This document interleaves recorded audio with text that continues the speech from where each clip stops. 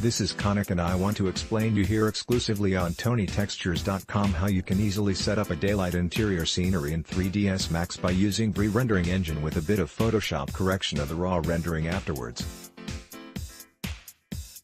I would love to call my approach rendering through the eye of a photographer. I think this is the best way for you to learn how to render without knowing 1,000 of parameter. I will go through following steps to explain my method: modeling the scene, creating the materials for the scene, select your camera view, set up the lighting day or night.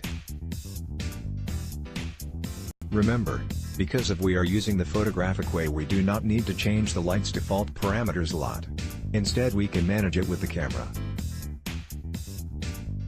Choose the correct camera exposure. This is really important because with right exposure I mean right shutter speed, f-number and ISO, parameters that determine photos in real life. It is important to understand that a physical camera in VRay needs to be set up. Just like the real world's DSLR cameras, the post-production is the last step, but it is a really important one.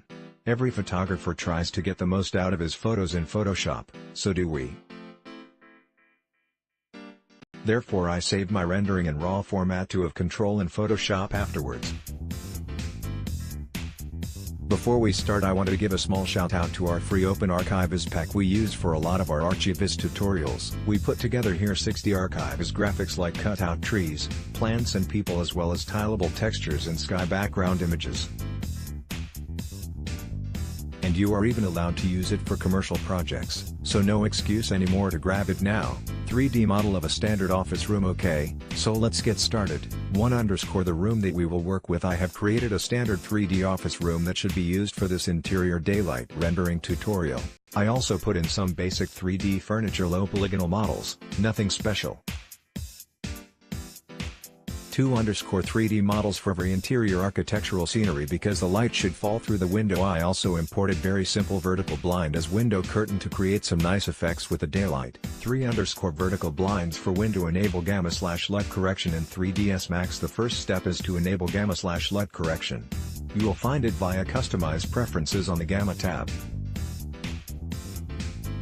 4_gamma LUT correction in 3ds Max. Basically, gamma is the relationship between the brightness of a pixel as it appears on the screen, and the numerical value of that pixel in the rendering.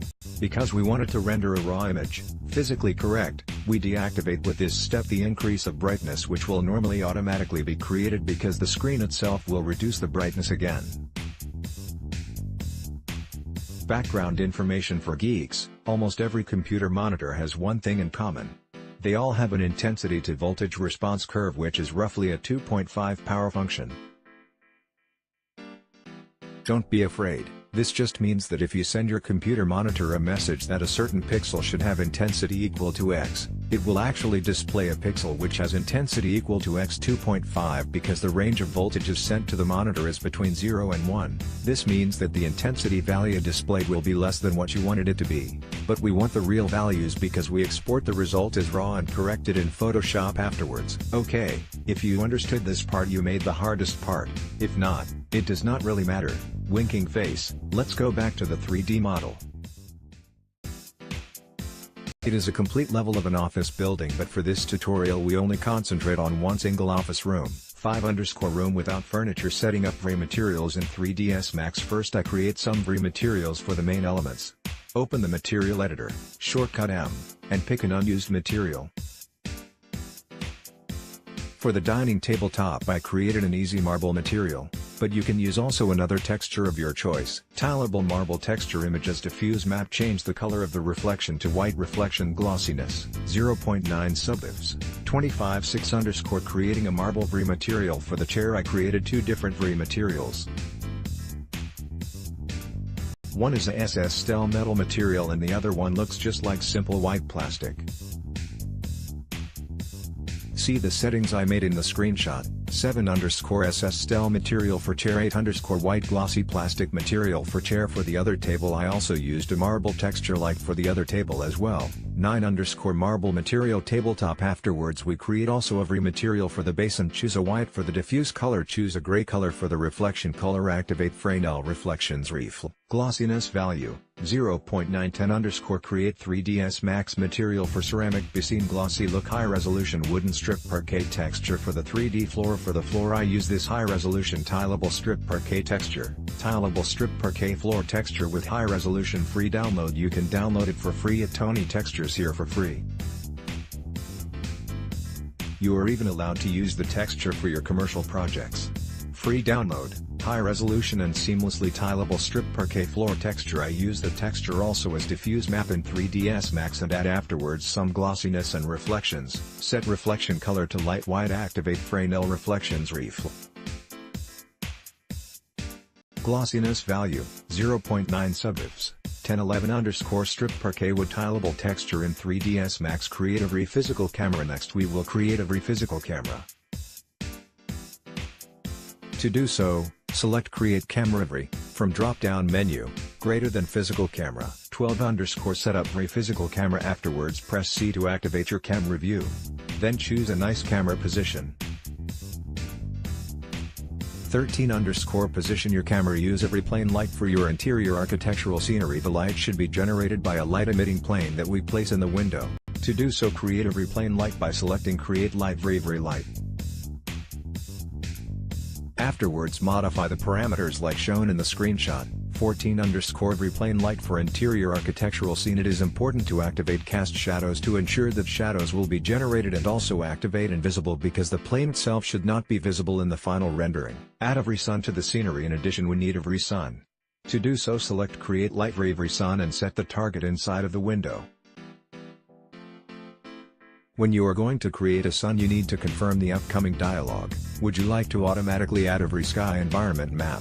To automatically add a sky environmental map, 15 setup sun and sky parameters for physical camera. For interior scenery 16 physical camera setup. For the camera setup I first change the custom balance to wide. If you want to make your image brighter, then you have two possibilities, like you would have with your DSLR camera as well. You can lower the f number. You can change the shutter speed for the camera. 4 most important parameters of a physical camera. Let me explain the 4 most important parameters of a physical camera. Shutter speed. Stutter speed can control the brightness of your scene. A lower shutter speed lets more light reach the photo chip of a DSLR. More light equals brighter image. Or the other way around, a faster shutter speed give less light pass. The image becomes darker. In real life your image can have blur effects when the shutter speed is too long and your scenery is in motion. But in 3ds Max it will not have an blur effect because nothing is moving. F number is the parameter of your camera's aperture. A lower f number mean wider aperture and thus more light equals brighter image. A higher f number means a narrow aperture and thus less light equals darker image. It is important that it affects the depth of field, but in VRay if you are not using the depth of field effect then that also doesn't matter. ISO is the film speed. Higher ISO equals bright image, lower ISO equals dark image.